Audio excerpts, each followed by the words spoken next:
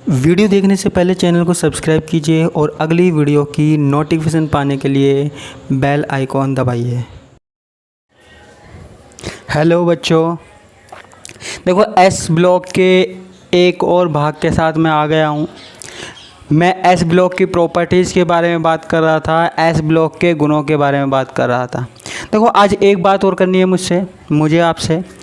जब देखो S block के एलिमेंट को गर्म किया जाता है या ज़्यादातर एलिमेंट्स को गर्म किया जाता है, तो गर्म करने पर क्या होता है, जैसे हमने कोई एलिमेंट लिया, उसको गर्म करके देखा, किसी ज्वाला में, किसी बर्नर में गर्म करके देखा, तो गर्म करने पर उसमें से एक अलग ही कलर की फ्लेम निकलती है, अलग कलर की धुआं निकलती है। ऐसा क्यों होता है?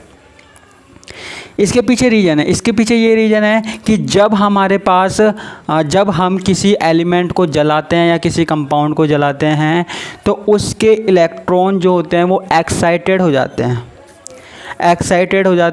और एक्साइटेड होकर विजिबल रीजन से किसी कलर को क्या करते हैं, शो करते हैं, प्रदर्शित करते हैं।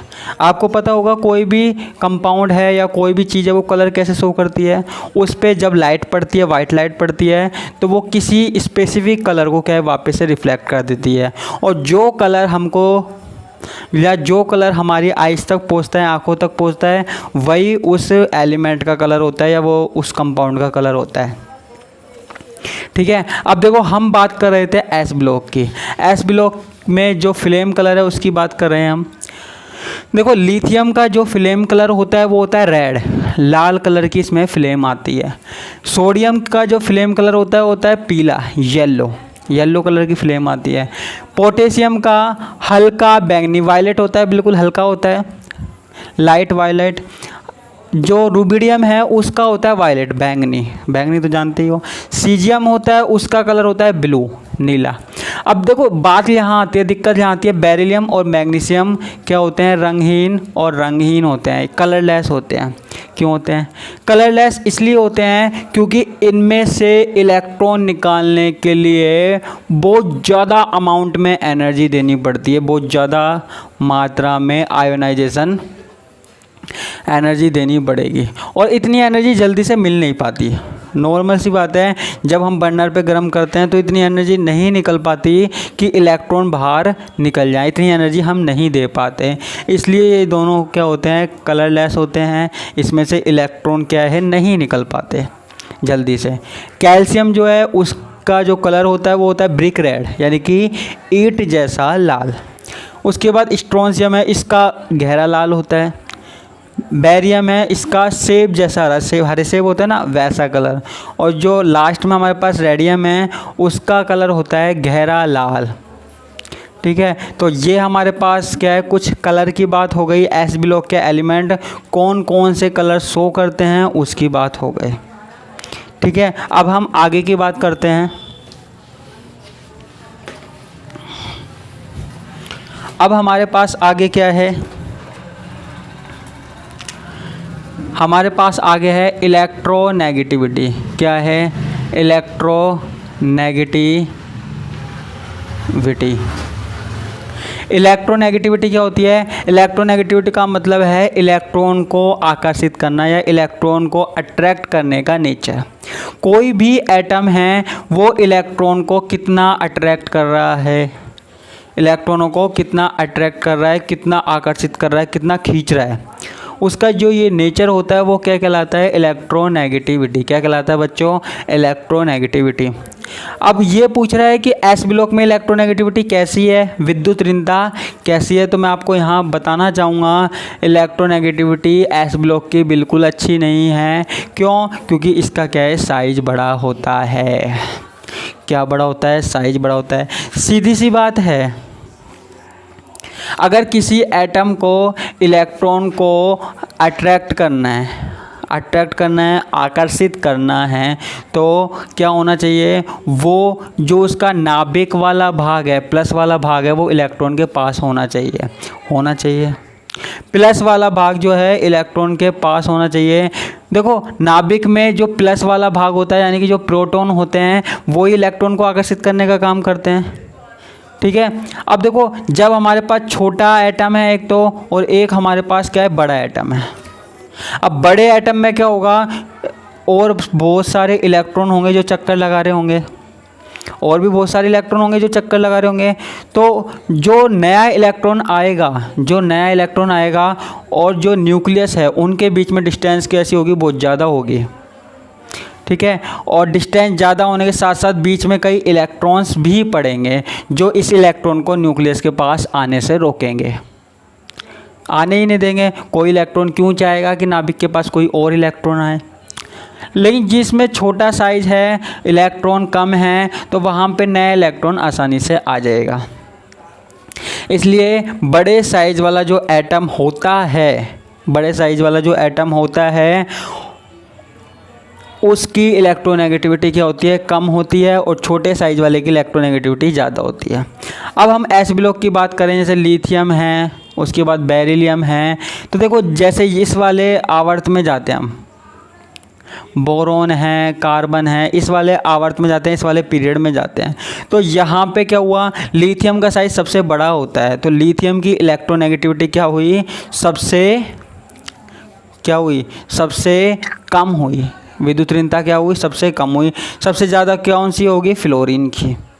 ठीक है। इसी तरीके से अगर हम और एलिमेंट लें, अगर हम किसी वर्ग में ऊपर से नीचे जाएं, अगर हम किसी सीरीज में ऊपर से नीचे जाएं, जैसे lithium, sodium, potassium, rubidium, caesium, इस तरीके से नीचे जाएं, तो नीचे जाने पर क्या हो रहा है, साइज बढ़ेगा। तो नीचे जाने पर जो इलेक्ट्रोनेगेटिविटी है, विद्युत ऋणता है, वो क्या होगी, कम होगी। ठीक है। तो एक बात याद रखना, किसी भी आवर्त में यानी कि लेफ़्ट टू राइट जाने पर इलेक्ट्रोनेगेटिविटी क्या होगी, बढ़ेगी, और अप टू डाउन यानी कि ऊपर से नीचे जाने पर इलेक्ट्रोनेगेटिविटी घटेगी। तो यही हमारे पास इनकी क्या है, विद्युत ऋणता। अगली जो प्रॉपर्टीज है वो है हमारे पास complex formation, nature of complex formation, या संकुल यौगिक बनाने की प्रवृत्ति। संकुल यौगिक बनाने की प्रवृत्ति। देखो किसी भी एलिमेंट में अगर, या किसी भी एलिमेंट को संकुल यौगिक बनाना है। संकुल यौगिक का मतलब क्या है, धातु किसी लिगैंड के साथ जुड़ा हुआ हो जिसमें लिगैंड दोनों के दोनों इलेक्ट्रॉन दे, यानी कि धातु किसी ऐसे एटम के साथ जुड़ा हुआ हो जिसमें बंध बने और बंध के अंदर जो दोनों इलेक्ट्रॉन हैं शेयरिंग कर रहे हैं वो केवल दूसरा वाला परमाणु दे, तो वो संकुल यौगिक कहलाते हैं या कॉम्प्लेक्स कहलाते हैं। अब इस प्रकार के तत्वों में संकुल यौगिकों का निर्माण होता है या नहीं होता, हमको ये बताना है। ठीक है। तो अब देखो संकुल यौगिक बनाने के लिए कुछ बातें ध्यान में रखो बस। ठीक है। जैसे एक तो साइज़ छोटा होना चाहिए। ठीक है। आकार छोटा होना चाहिए, खाली कक्षक होने चाहिए। ज़्यादातर जैसे देखो डी कक्षक वाले बनाते हैं तो खाली रिक्त डी कक्षक होने चाहिए। दो बातें तो ये ध्यान में रखनी ज़रूरी है, और दोनों ही बातें इस पे काम नहीं करती है। आकार छोटा नहीं होता है, बल्कि आवर्त सारणी में सबसे बड़ा आकार ही एस ब्लॉक वाले एलिमेंटों का होता है। ठीक है। और एक और बात, जो आवेश होता है, जो चार्ज होता है, वो ज़्यादा होना चाहिए। लेकिन कितना होता है, या तो +1 होता है या फिर +2 होता है।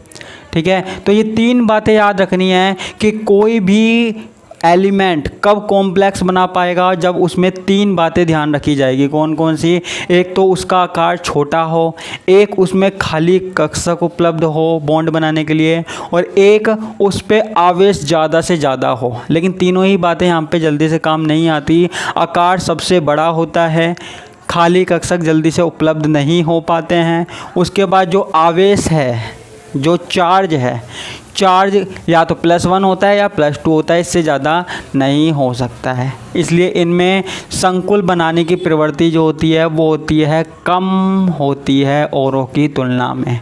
ठीक है। और अगर हम दोनों सीरीज की तुलना करें, किस किस की, लिथियम, सोडियम और बेरिलियम, मैग्नीशियम, यानी कि फर्स्ट ए और सेकंड ए वाले, इन दोनों को हम कंपेयर करें तो किस में संकुल बनाने की प्रवृत्ति ज़्यादा पाई जाएगी? इस वाले में पाई जाएगी। क्यों पाई जाएगी? क्योंकि इनका आकार क्या है? छोटा है, साइज में ये छोटे हैं, साथ ही इन पे जो चार्ज है ना, चार्ज भी इन पे ज़्यादा है, +1 की तुलना में +2 है। हालांकि इनमें भी कॉम्प्लेक्स बनाने की का जो नेचर है वो कम होता है, लेकिन फिर भी इसकी तुलना में ज़्यादा होगा।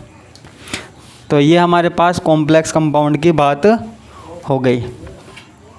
और एक और कैरेक्टर्स हमारे पास है गलनांक व क्वथनांक। गलनांक व क्वथनांक या melting point and boiling point, MP and BP।